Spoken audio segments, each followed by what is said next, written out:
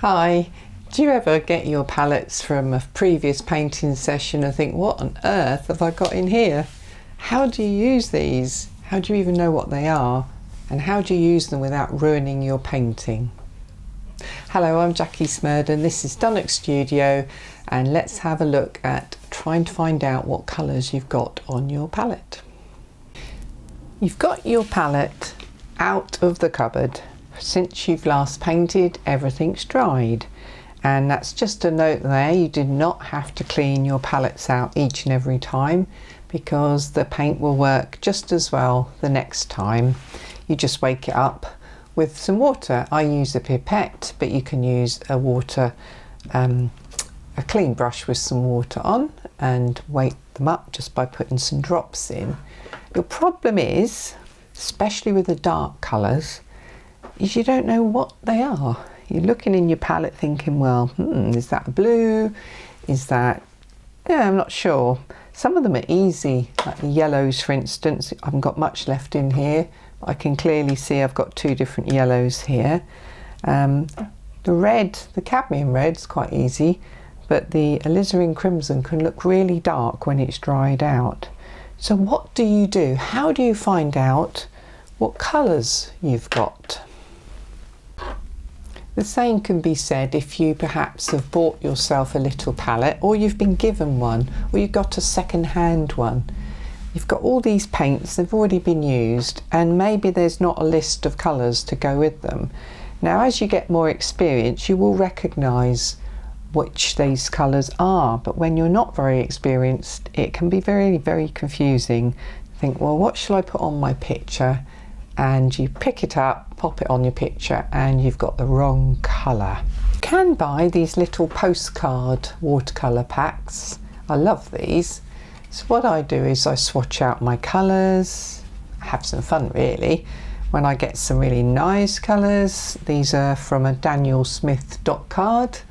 I just swatch them out into various shapes. Once you've swatched them, you can see what they look like when they're on the paper, and not when they're in the palette. So there's some nice grey ones, and I've played around with some, I don't even know what shapes they are, maybe apple shapes. Then plan for a painting in your swatch card, put some colours together, see which ones you want to use or not. So a postcard book is a really nice way. It's not the cheapest way, because obviously you're paying for the fact that it's neatly done, ready to post. Just normal pieces of card will do the trick, and you can cut them up yourselves from a piece of paper that you've got already. Again, I've just done some swatching, so on the left here I've got the colours as they come out of the tube or the pan, quite thick, and then the colours when they've had some more water added, so you can see what they look like when they are a watercolour wash. So I really can see these colours, and when they're in the pan it's very difficult to see those, or if they come out of the tube. Here's some greens and Payne's grey. Again, Payne's grey is very dark when it comes out. The yellows, you might have more of an idea of what they are before they come out, and you might actually be able to tell, but sometimes it's really, really difficult. So my advice first of all is to get the paints that you own and swatch them out onto some paper. Here I've just had some fun earlier. I've just swatched out all my primaries.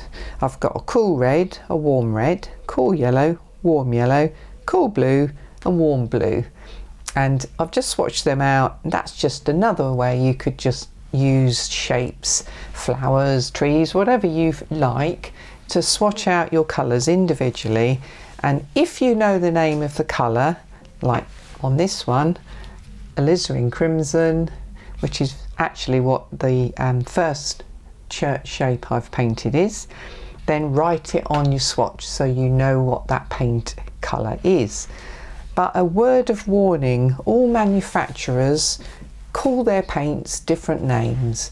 So even if you understand the name of one paint you've got, It's not going to help you if you pick up a different swatch with a different name and you get very confused. So try and look for what type of colour it is rather than worrying too much about the name. So let's start with this palette of really dark colours that I've added some water to, just a few drops. I can sort of see what's in here, so I have half an idea what's going to come out, but let's just see what we get.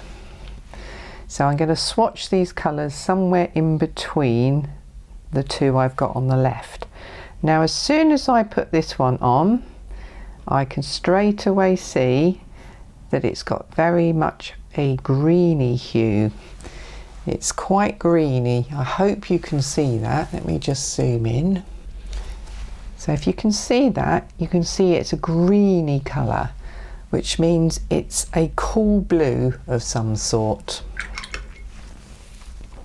What does cool blue mean? Well, if you're on the colour wheel, a warm blue, which is this one here, is like an ultramarine colour, is closer to red on the colour wheel than a cool blue, which is a bluey green colour. So a cool blue means it's just further away from red on the colour wheel. So this one I've just popped down would be somewhere between these two.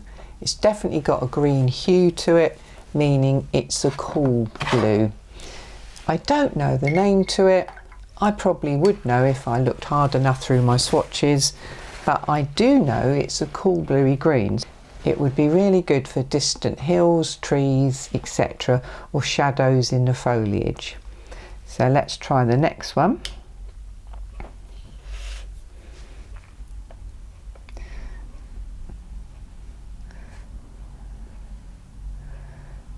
So immediately, having picked that up from that middle well there, I thought I was going to get a blue. I have got some sort of blue, and I think I know what this is now because it's beginning to granulate beautifully. There we go, look at that in there. I've just got a blob of paint in that bit there, which is not quite mixed in properly. So I'm breaking all the rules and going back over it. There we go.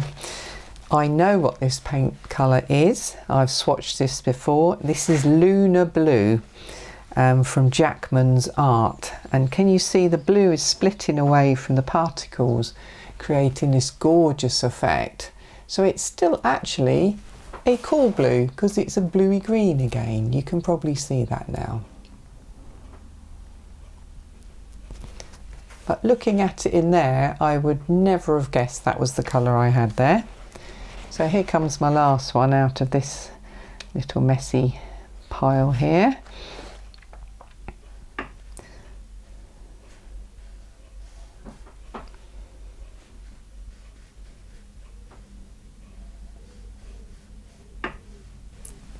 And yet again, we have a blue with a tinge of green in it. This one is probably indigo at a guess. But I can't tell that from looking at it in there. Do you see what I mean? The only way to find out what colour you've got is to paint it onto some paper. But you do not want to paint it onto your best painting. Make sure you've always got a piece of paper on the side, whether it's a postcard, which is expensive, or even a piece of card that's nothing to do with your watercolour. This is a piece of canvas card that I use for acrylics, etc. It's still good enough to swatch out a colour to see what it is before I put it on my main painting. And you can see that this was from a learner yesterday. There's a bluey green, there's a bluey violet, then we've got a nice warm blue there, which is probably ultramarine. You can tell the difference because they're swatched onto paper or card. You just cannot tell that when they're in here.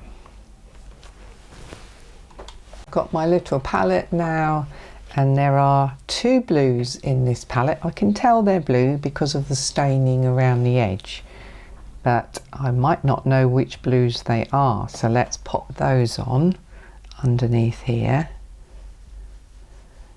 That's quite rich, so you can see it's quite a thick layer of paint, so even that is probably too strong for you to see the actual colour. So another trick, as I said earlier, is to pull the colour out with water so you can see what it would look like in a wash.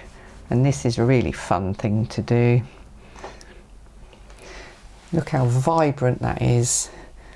And again, you can probably see it's got a greeny turquoisey tinge. So we're still a cool blue. We'll try this last one here. And suddenly we've changed the colour. Immediately you can see that's a different sort of blue. This is much more towards a pinky violet blue. I know that's confusing when you're learning. It hasn't got any hint of green in it.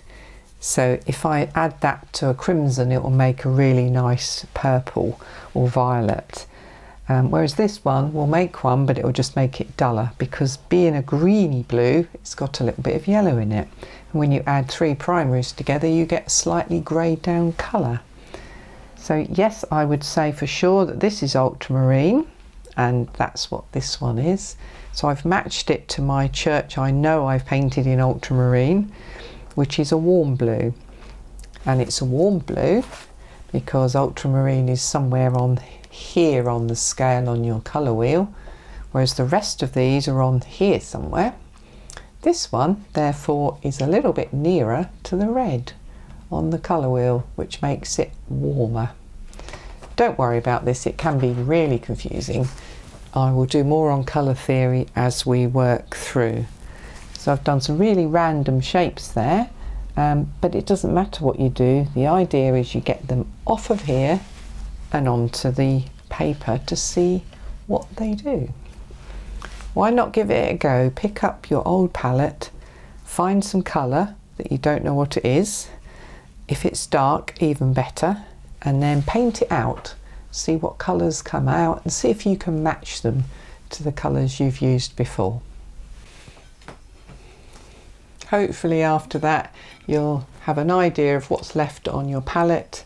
Even if you can't exactly name it, you don't have to know exactly which colour it is, but you might want to find out whether it's cool or warm in its colour hue, decide whether you can use it in your picture or not, and remember, have a spare piece of paper to check before you put it on that beautiful piece of work you're doing.